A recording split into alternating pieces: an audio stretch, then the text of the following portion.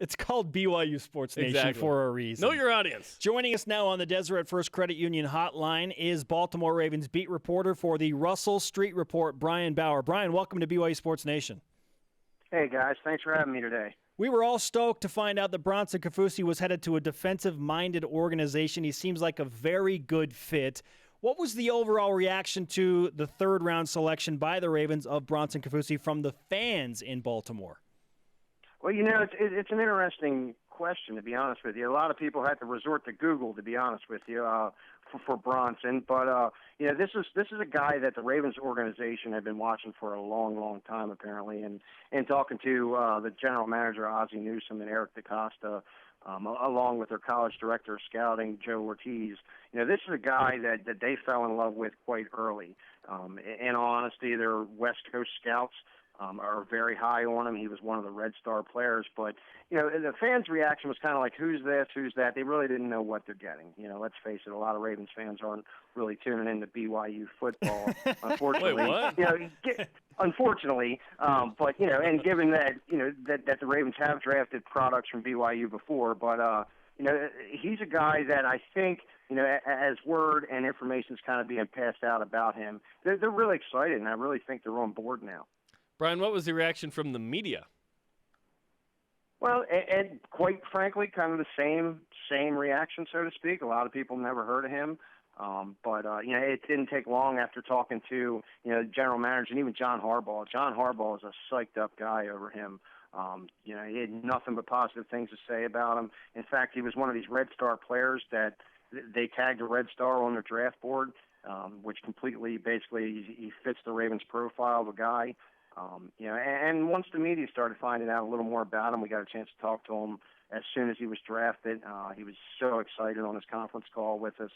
And, it seems that, the more digging everybody does on him to kind of, trying to figure out what kind of player he is, the more, for me personally, the more I see, the more, the Ravens knocked it out of the park with this pick. You've mentioned the term Red Star a couple of times, and I'm assuming that goes to the war room for the Ravens.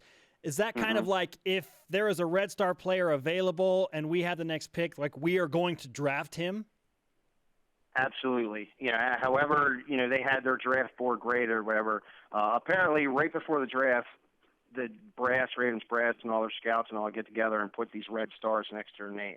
And Bronson's was one. I believe Eric DaCosta said it was one of their West Coast scouts that nailed him. And the more film they watched, he ended up getting multiple Red Stars from different people in the organization, strictly for his high motor. And he's not really a sexy pick, but he's been highly productive throughout his collegiate career, and that's something the Ravens are very keen on. And he actually fits a position of desperate need for this Ravens organization. So how does he fit within that need at that position, like you just mentioned?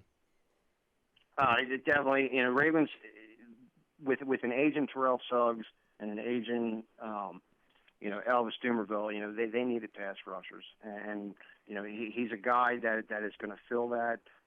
He played multiple defensive fronts. Big thing for him and what the Ravens desperately need is a 5-tech guy. He's a 3-technique guy. So he's desperately going to fill that need, and also he's very productive in run stopping as well.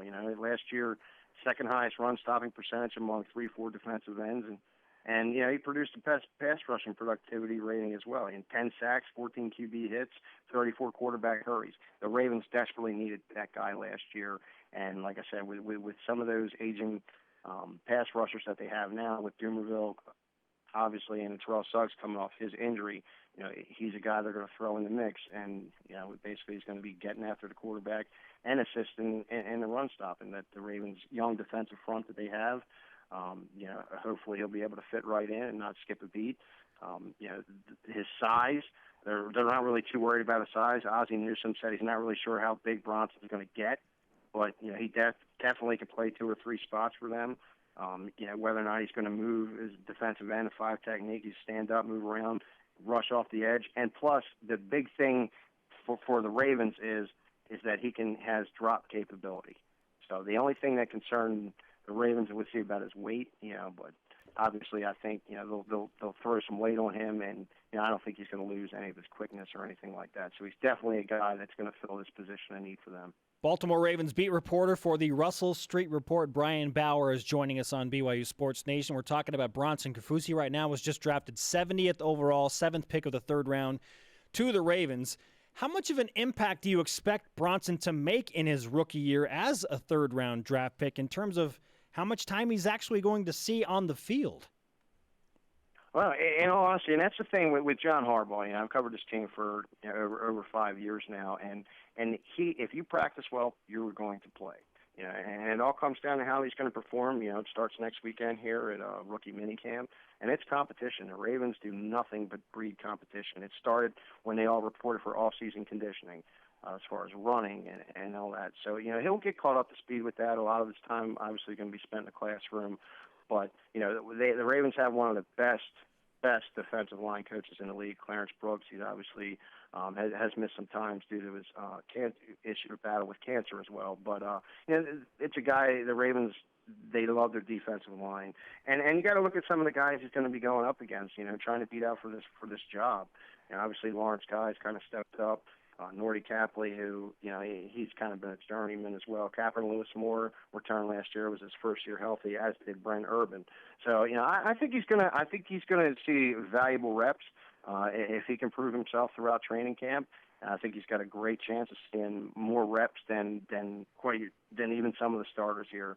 Like I said, they're really hyped up on this guy, and they're just looking for a pass rush. And if he has any success, and I mean any success, the Ravens can't afford, for their own reasons, they cannot afford not to have him on the field if he's productive. So, in all honesty, I think we'll see what he has starting in rookie minicamp, see how he works his way out through the summer, and hopefully he'll be one of these positional guys. Guys they'll bring in certain situations, see if he can be productive, and the more productive he is, the better off he's going to be, and the more time he's going to see on the field as well. Brian, immediately when he was picked by the Ravens, BYU fans recognized, there are other BYU guys on that team. So tell us a little bit about how DeAndre Wesley has made his way from undrafted free agent to a part of this organization. Then we'll get into Dennis Pitta in a minute. DeAndre, I really hadn't gotten a chance to learn too much about him up until training camp last year. And after watching him throughout training camp, and he's a guy that brings some depth to that Ravens offensive line. There's been a lot of issues with injuries along the defensive front, and as he proved last year, he had played in 7 games for the Ravens when they were struggling along their offensive line. And, he's a hard worker, and watching him throughout training camp, and that's the thing with the Ravens offensive line. Juan Castillo and them guys are their own little family. And it's interesting to see because they're the last unit that's always on the field. And it just goes to show just how dedicated Juan is to making those young guys better. And I think, in all honesty, I think DeAndre, I doubt he's going to be a starter for this Ravens team, but he does provide that valuable depth and game experience as well. He's young, he's raw, but he's going to have another year under his belt here in the same system underneath Juan Castillo and Mark Trestman. So, I expect that if an injury does occur, which it seems to happen every year somewhere along the Ravens' offensive line, that he's the kind of guy that can just step in and not skip a beat really, and just they won't have to change the way they do their plays or their schemes to fit him as they do with some of the other guys that we found out last year. Ravens head coach John Harbaugh said Dennis Pitta is close to 100%. He said he looks great. So what are the expectations for Dennis after a couple of season-ending hip injuries and surgeries now that he is back? Yeah, Dennis Pitta is definitely a quandary here. Obviously they restructured his contract last month, incentive-driven. So, it's going to be interesting to see. Dennis still, he told us not too long ago he still wants to play football. He is close. Obviously, he's still waiting for some more doctors' opinions. Doctors say that he is healthy. The Ravens seem to say that they're still that he's healthy too. But it all comes down to basically their cap space too as well. So they needed to get that restructure done. Like you said, he's missed a lot of time with injury over the last 2 seasons and all. But this is a guy that has such a rapport with Joe Flacco. I mean, these guys are best friends on and off the field as well. But if they can come back, it's great. But a lot of the opinions among some of the fans here is that what's more important? You know, if this guy's 2 season-ending injuries, they obviously don't want to see him get hurt. So, and the Ravens have to be wondering the same thing too. You know, is he going to be able to stay healthy? You know, they want to have, you know, they don't want this guy not to have some sort of quality of life. You know, God forbid he suffers another injury again. You know, so that's a decision him and his family are definitely going to have to make. And basically, it's going to be an audition, I guess, throughout, you know, starting training camp, see how he progresses through a little preseason action. And you know, in all honesty, I'm not sure he is going to be on this roster come September. You know, where the Ravens went out and signed Benjamin Watson this offseason. They still got the young guys, Crockett Gilmore and Nick Boyle, who's suspended for 10 games, though. But, you know, he still is going to have a role on this team. But at some point, a decision's going to have to be made so, you know, they can get this offense under wraps. So, I mean, I like Dennis Pitta. He's a great guy, does so much in the community here, and I really can't say enough positive things. My biggest worry is I just want him to have some sort of quality of life, you know, to where if he gets injured again, that he's going to be able to abstain that. You know, football isn't everything in life, but, you know, you try telling that to some of these guys, and, you know, they live and die with the stuff that happens on the field. And if he wants to play again, then, you know, that's great. I'm just not sure the Ravens are going to be willing to take that huge gamble this season.